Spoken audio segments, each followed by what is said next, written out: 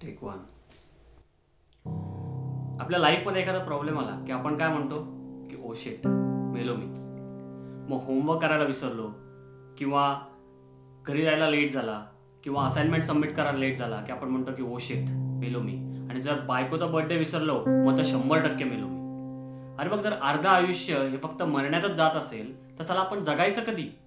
आणि या जगण्याची खरी किंमत त्याच माणसाला कळते जो माणूस मरणाच्या दारावरती टेकलेला असतो. त्या माणसाला जाऊन जर विचारलं की त्याला सगळ्यात जास्त पश्चाताप कुठल्या गोष्टींचा होतो तर तो हे नाही सांगणार की त्यांनी लाईफमध्ये ज्या गोष्टी चुकीच्या केल्या आहेत त्या गोष्टींचा त्याला पश्चाताप होतो, पण तो हे सांगेल की त्याच्या लाईफमध्ये जी काही स्वप्न होती ती साकार करण्यासाठी त्यांनी एकही पाऊल पुढे घेतलं नाही, त्या गोष्टीचा त्याला सगळ्यात जास्त पश्चाताप होतो. अरे मग का नाही घेतलं एखादं पाऊल पुढे स्वप्न साकार करण्यासाठी? मंडे ब्लूजच्या नावाखाली आपण संडेची विल्हेवाट लावून टाकतो आणि सोमवार ते शुक्रवार काम करत असताना फक्त एकाच गोष्टीचा विचार करतो की साला सॅटर्डे आणि संडे कधी येणार. नाही, मी असं म्हणत नाहीये की जॉब सोडा आणि 24 तास आपल्या पॅशनच्या मागे लागा, पण ऍटलीस्ट 10 मिनिट, अरे 24 तासांपैकी ऍटलीस्ट 10 तरी मिनिट काढू शकतो आपण आपल्या स्वप्नांना साकार करण्यासाठी. पण नाही. आणि आता तर साला थर्ड इयर मध्ये आल्यानंतर लोक विचारतात की काय मग ग्रॅज्युएशन नंतर पुढे काय प्लॅन्स? आपण काय म्हणतो, बॉस GRE देणार आणि आपण अमेरिकेला पळणार. मग आपण घरचा कट्टा सोडून येतो फिरंगी कट्ट्यावरती जीवन स्टार्ट होतं. आणि एका मोमेंटला आपल्याला रिअलाइज होतं की आपण फिरंगी कट्ट्यावरती ही तेच जीवन जगतोय जे आपण इंडियामध्ये जगत होतो.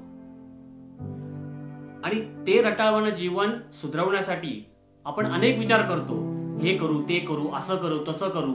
पण नाही, आपल्याला जॉब लागतो, 9 to 5 जॉब करतो, राबतो, घरी येतो, घरी आल्यानंतर युट्यूब वरती वेगवेगळे व्हिडिओज बघतो, नेटफ्लिक्स वरती वेब सिरीज बघतो, फेसबुक वरती लोकांनी अपलोड केलेले व्हिडिओज बघून त्याच्यावरती मजा करतो, थट्टा मस्करी उडवतो. हे सगळं होईपर्यंत घरचं जेवण रेडी असतं, आपण खातो पितो झोपतो, सकाळी उठतो, सकाळी उठल्यानंतर ट्रेनमध्ये बसतो, कुठल्या तरी एका मित्राचा कॉल येतो, तो म्हणतो की मित्रा अरे लाईफ खूप बोरिंग झाली रे, काय करायचं कळत नाही, एक काम करू आपण बिझनेस स्टार्ट करू. अरे वा, चांगली आयडिया आहे, करू की मित्रा, पण अरे यार वेळ नाहीये. का वेळ नाहीये? आणि या सगळ्या गोष्टींचा विचार करत असताना जर खोलात विचार केला तर आपल्याला आठवण येते आईबाबांची. आईबाबा रिस्पॉन्सिबल आहे या गोष्टीसाठी, त्यांनीच मला हे करिअर निवडायला लावलं होतं. अरे वेड्यांनो, हे तुमचे आई वडील नाही, हे तुम्ही स्वतः आहात. नाही, तुमची स्वप्न आहेत, तुमचे पॅशन्स आहेत, पण त्या स्वप्न आणि पॅशनला पूर्ण करण्यासाठी तुम्ही किती यशस्वी व्हाल याची गॅरंटी त्यांना नसते. त्यामुळे तुम्हाला ते नेहमी सेफेस्ट ऑप्शन्सच देतात. आणि त्यांची पण एक वेगळीच मजा असते. आपल्या प्रमोशनचा अभ्यास बाजूला ठेवून ते तुमचा अभ्यास घेतात आणि मग नंतर 11वी-12वीच्या फॉर्म पासून ते shaadi.comचं प्रोफाईल भरेपर्यंत ते तुम्हाला नेहमी दिवस रात्र दररोज मागे लागतात. कशासाठी?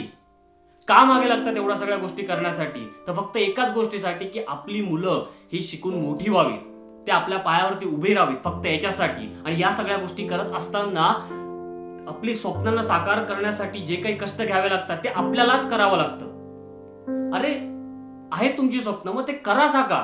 आपण फक्त विचार करतो की अरे असं केलं तर लोक थट्टा मस्करी करतील, माझी मजाक उडवतील, अरे येडा आहे असं म्हणून हुडकावून लावतील. अरे काय एवढा विचार करताय तुम्ही जगाचा? अरे जगाचं कामच आहे की तुमच्यावरती टीका करणं, आणि त्यांनी जर टीका केली नाही तर तुम्ही या जगामध्ये यशस्वी होऊच शकत नाही.